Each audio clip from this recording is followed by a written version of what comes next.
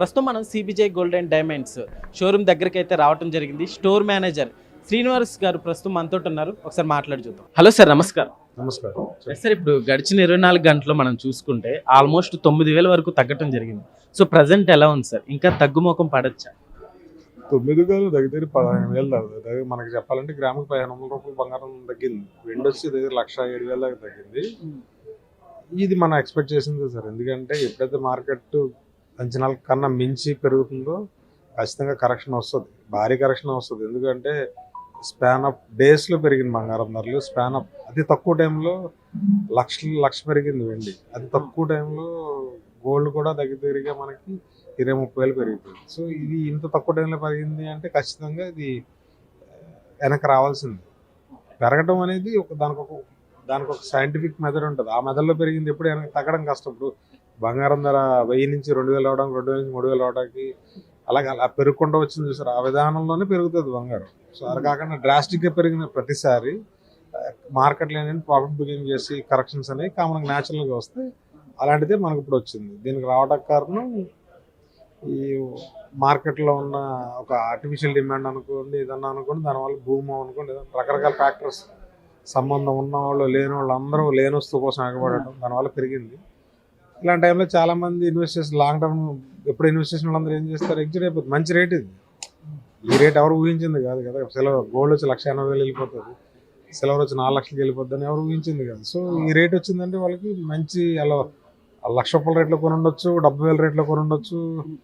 వాళ్ళందరికీ ఇప్పుడు 4 లక్షలు అంటే మంచి రేట్ అది. సో అలాంటి వాళ్ళందరూ ఒక్కసారిగా మార్కెట్ నుంచి ఎగ్జిట్ అయిపోతే దాని తాలూకా డిమాండ్ అంతా కూడా అమ్మకాల ఒత్తిడి వల్ల మార్కెట్ అనేది క్రాష్ అవుతుంది. ప్రస్తుతానికి చాలా భారీగా క్రాష్ అయ్యి వెండి బంగారం ధరలు భారీగా తగ్గినాయి ప్రస్తుతానికి. సరే, ఈ టైంలో తీసుకుంటే బెటరే అంటారా? అంటే ఇంకా తగ్గుముఖం పడచ్చు అంటారా, లేకుంటే పెరగచ్చు అంటారా? ఈ మార్కెట్లో పెరుగుదల ఎంత ఉంటుందో తగ్గుదల కూడా అలాగే ఉంటుంది. సో తగ్గుదల అనేది ఒక పీరియడ్ ఆఫ్ టైం ఉంటుంది, పెరుగుదల అనేది ఎక్కువ కాలం ఉంటుంది. సో నేను లాంగ్ టర్మ్ ఫస్ట్ నుంచి మీకు చెప్తుంది, ఇప్పుడు చెప్తుంది, భవిష్యత్తులో చెప్పేది కూడా ఏంటంటే ఈ బంగారం వెండి మెటల్స్ ఏదైనా కానీ షార్ట్ టర్మ్ ఉద్దేశాలతో కొనొద్దు. నాకు ఎవరో చెప్పారు ఇంక నెల 4 లక్షలు అయిపోద్ది అంటే అప్పుడు అమ్మేయచ్చు. 4 లక్షలు అవ్వచ్చు, ఒక నెల 2 లక్షలు కూడా కావచ్చు. సో ఈ మార్కెట్లో ఆ ఛాన్సెస్ ఎక్కువ. అదే లాంగ్ టర్మ్లో ఆ ఛాన్సెస్ చాలా తక్కువ. కొత్తగా ఇప్పుడు మనం ఫస్ట్ నుంచి చెప్తుంది ఏంటంటే బంగారంని కొనండి, తగ్గినప్పుడు ఎక్కువ కొనండి. ఇంకా బంగారం వెండిలు తగ్గుతూ ఉంటే పెరుగుతూ ఉంటాయి. సపోజ్ ఇవాళ ఈ 4 లక్షల రేట్లో 1 కేజీ కొని ఉండొచ్చు, లేదా 1/2 కేజీ కొని ఉండొచ్చు. అరే ఇప్పుడు పడిపోయిందని బాధపడకపోతే ఈ రేట్లో ఇంకో 1/2 కేజీ కొనండి. సో భవిష్యత్తులో పెరిగినప్పుడు నీకు ఇక్కడ ఏదైతే పోయింది అనుకున్నావు అది అక్కడ తీసుకొస్తుంది. సో ఒకేసారి ఇన్వెస్ట్ చేయడం బదులు దాన్ని స్ప్లిట్ చేసుకుని రకరకాల నెలల వైజ్ అవ్వచ్చు, మంత్లీ అవ్వచ్చు, లేదంటే 2 మంత్స్కి ఒకసారి, 3 మంత్స్కి ఒకసారి ఆ రేట్ వేసి తగిలి పెట్టి మీరు ఇన్వెస్ట్ చేసుకోండి. తగ్గినప్పుడు ఎక్కువ ఇన్వెస్ట్ చేయండి, పెరిగినప్పుడు చూసి ఇన్వెస్ట్ చేసుకోండి. సో దాన్ని యావరేజ్ చేసుకుంటే లాంగ్ టర్మ్ చూసుకోవాలి. లాంగ్ టర్మ్ అంటే పూర్వం బంగారానికి 2-3 ఇయర్స్, 4 ఇయర్స్, 5 ఇయర్స్ చెప్పడం. ఇప్పుడు మినిమం 3 ఇయర్స్ మార్కెట్లో ఉండగలిగితేనే ఇన్వెస్ట్ చేయండి. ఎందుకంటే ఇప్పుడు మొన్న పెరిగింది, ఇవాళ తగ్గింది, మళ్ళీ ఒక 20 రోజులు 30 రోజులు పెరుగుతుంది.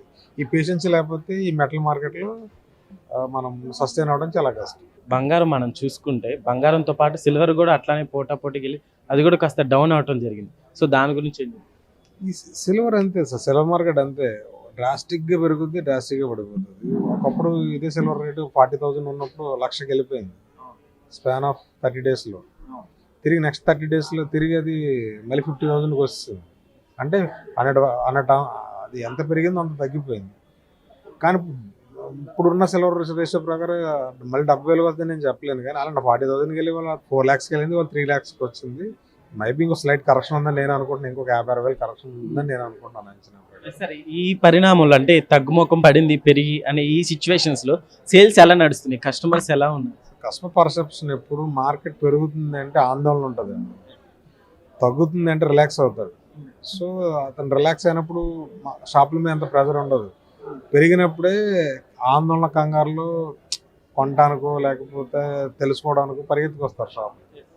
సో బంగారం వెండి తగ్గుముఖం పెట్టినాయి కాబట్టి పబ్లిక్లో కొంచెం ఆ మూమెంట్ ఏదైతే ఎక్సైట్మెంట్ ఉంటుందో, మళ్ళీ మనం కొనగలుగుతామా లేదనే ఈ ఫీల్ ఏదైతే ఉంటుందో అది కొంచెం ఆగినట్టే కదా. సో వాళ్ళు కొంచెం రిలాక్స్గా ఎంక్వైరీ చేస్తారు, రిలాక్స్గా వస్తారు. తగ్గినప్పుడు పెరుగుతుంటే మాత్రం కంగారు ఆతృతతో వస్తారు.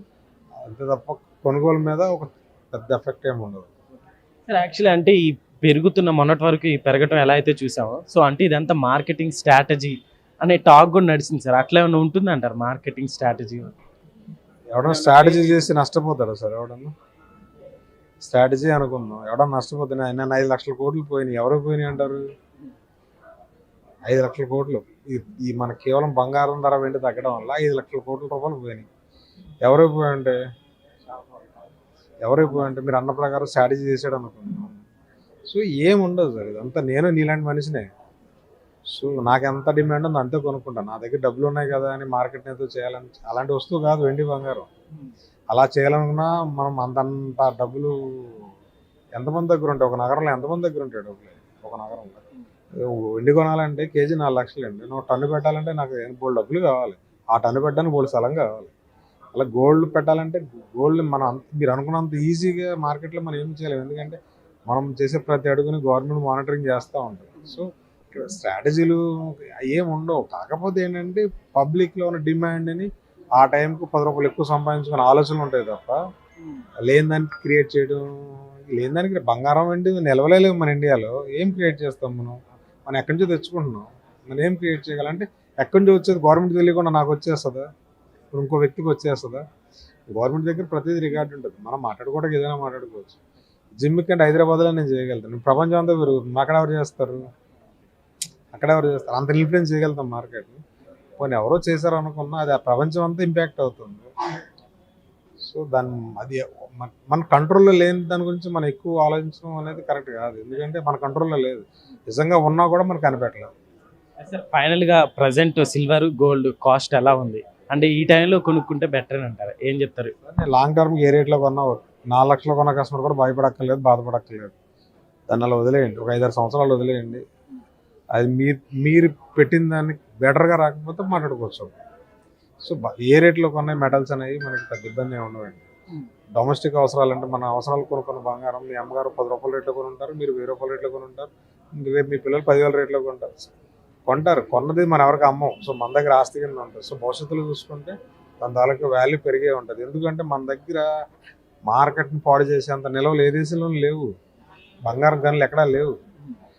సో బంగారం రేట్ పడిపోయే ఛాన్సెస్ చాలా చాలా చాలా తక్కువ. అలాగే వెండి పరిస్థితి కూడా అది. భవిష్యత్తు అవసరాలు సరిపడా వెండి మనకు లభ్యత లేదు, ఎక్కడ దొరకదు, అంత ప్రొడక్షన్ లేదు. సో ఈ వెండి బంగారమే కాదు, కాపర్ అవ్వచ్చు, అల్యూమినియం అవ్వచ్చు, ఏదైనా సరే భవిష్యత్ లాంగ్ టర్మ్కి మీకు మంచి లాభాలను ఇస్తాయి. లాంగ్ టర్మ్ అంటే మీరు ఒక 6 నెలలు 3 నెలలు ఇవాళ జనాలు ఎలా తయారంటే వారం రోజులు కూడా లాంగ్ టర్మ్ అనే ఫీలింగ్లో ఉన్నారు. మెటల్స్ రూపంలో లాంగ్ టర్మ్ అంటే మోర్ దాన్ 3 ఇయర్స్. మీరు ఎంత ఎక్కువ కాలం ఆగలిగితే అంత బెటర్ లాభాలు చూడగలుగుతారు. చిన్న